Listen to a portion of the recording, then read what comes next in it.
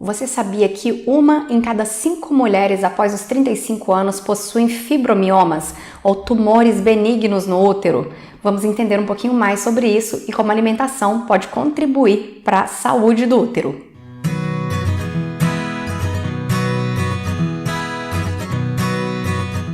Os fibromiomas são tumores benignos, ou seja, não cancerosos, que se formam na superfície ou então no interior do tecido muscular uterino. Muitas mulheres têm fibromiomas, mas nunca perceberam, ou porque são pequenos ou porque não causam nenhum desconforto. Mas outras mulheres têm fibromiomas de tamanho bem maior, o que afeta a qualidade de vida.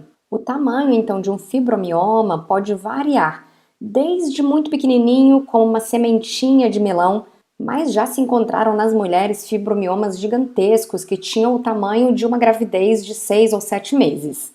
Existem 3 tipos de fibromiomas, que são classificados de acordo com a sua localização. Primeiro, temos os fibromiomas intramurais, que são os mais comuns, representando 70% do total de fibromiomas. Eles se formam na camada muscular da parede do útero e podem, por vezes, ser confundidos com aumento de peso ou com uma gravidez. Quais são os sintomas dos fibromiomas intramurais? Aumento do sangramento menstrual, vontade frequente de urinar, dor pélvica ou dor nas costas. Em geral, são fibromiomas menores e que só são identificados quando é feita uma ecografia.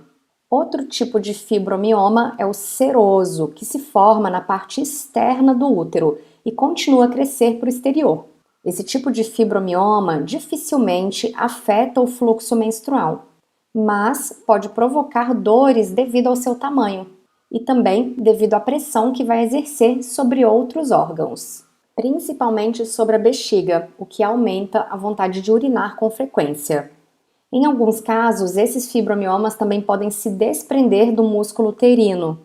O terceiro tipo de fibromioma é o submucoso.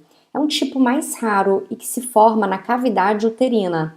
Esse tipo de fibromioma provoca hemorragia excessiva durante a menstruação e também um prolongamento do ciclo menstrual. Tal como os fibromiomas subserosos podem se desprender do músculo uterino.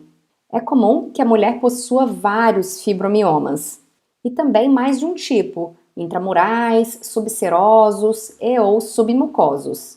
Os fibromiomas tendem a aumentar na fase da pré-menopausa, devido ao aumento na produção do hormônio estrogênio.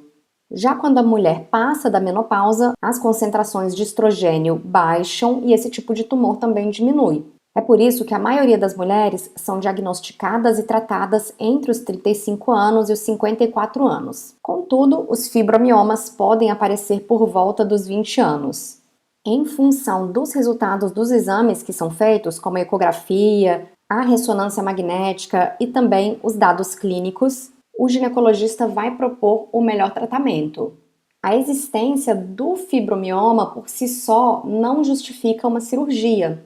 Esta só vai se justificar se houver hemorragias muito grandes ou sintomas de compressão abdominal. Nesse caso, pode ser feita a histerectomia, ou seja, a retirada do útero.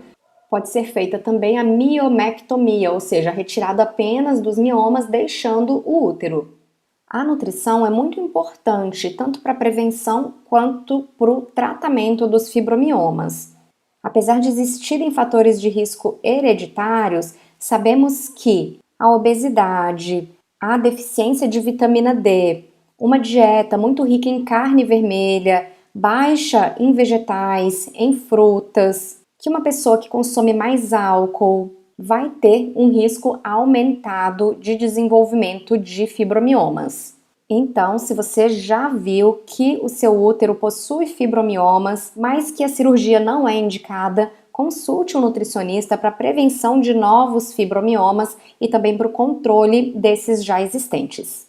Em um próximo vídeo eu vou falar da endometriose, que é um outro problema ginecológico bastante comum, e vamos ver então como que a nutrição pode contribuir para o tratamento.